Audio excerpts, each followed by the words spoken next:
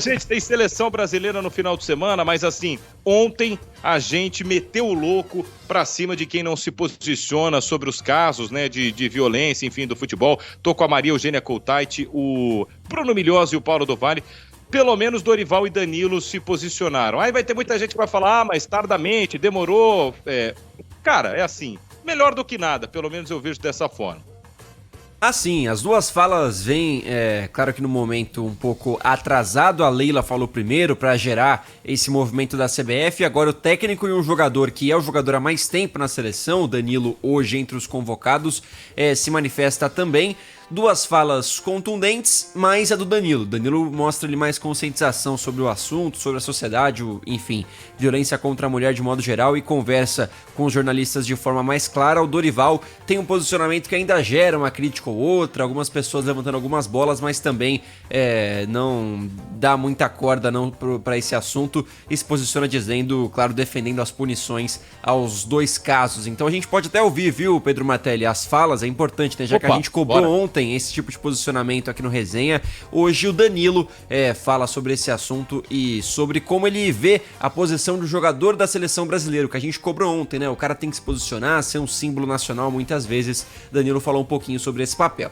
É muito complicado falar, mas eu entendo que na minha posição, principalmente hoje como um dos jogadores, o jogador de mais tempo dentro da seleção brasileira hoje, exercendo o papel que eu exerço, é importante que eu fale. Eu acho que dentro de uma amplitude do tema, eu acho sim que é necessário passar por uma conscientização, e aqui fica o meu convite já falando aqui para o Rodrigo, já está aqui o Rodrigo também, uma conscientização que parte dentro da seleção brasileira, das categorias de base, do futebol brasileiro também, passando pelas categorias de base, mas também gostaria de fazer a reflexão de que a gente não faça o julgamento de que isso acontece só no futebol. Eu acho que é um reflexo da nossa sociedade e ela vem, né, se espelhar no futebol. Eu acredito que nós, enquanto atletas de alto nível, temos que entender qual o papel, qual o lugar que a gente ocupa, qual que é o nosso papel, entender que as nossas ações têm um poder muito maior de influenciar positivamente ou negativamente. E eu acho que está na hora da gente entender melhor que o nosso papel é sim jogar futebol, o nosso papel principal é sim representar os nossos clubes e a seleção brasileira, mas é também servir de exemplos de comportamento e de forma de lidar fora de campo também para a juventude, né? Eu procuro muitas vezes me dissociar da figura como jogador de futebol, porque a vida continua. Ser jogador de futebol é uma parte da minha vida, eu tenho uma outra parcela de vida que também é importante. E dentro dessa parcela cabe um aprendizado, cabe um crescimento pessoal, que é isso que eu busco. Como você falou, nós temos que entender que nós temos mães, irmãs, filhas, esposas, namoradas, e que essas mulheres elas passam por provações ou por pensamentos que nós, enquanto homens, não passamos, que é uma coisa, talvez, pensar com que roupa vai sair ou não, por um julgamento, ou por abrir um suposto precedente para qualquer coisa.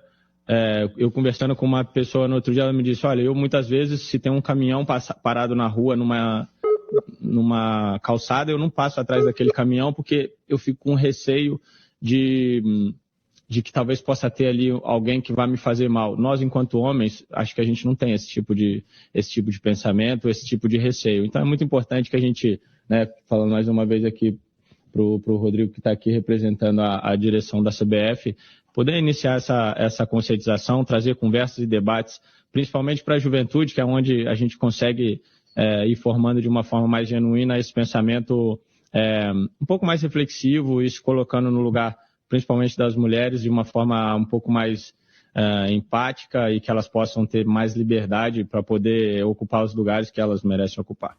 Tá aí, Danilo, então, capitão da seleção, acho que depois de um bom tempo que a seleção teve alguns líderes meio torpes aí, né?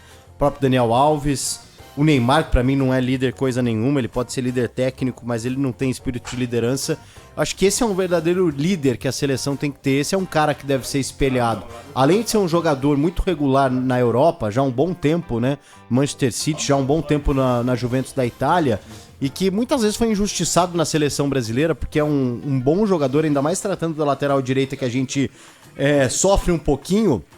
Que posicionamento forte e que tem que ser seguido. Acho que os jogadores precisam mirar nessa figura do Danilo e nesse tipo de posicionamento, hein, Emilio? Ah, sim. E pra ser sincero, quando eu vi o posicionamento dele, antes de ouvir, eu imaginei que seria algo mais superficial, como foram outros casos de jogadores da seleção se manifestando sobre pautas sociais.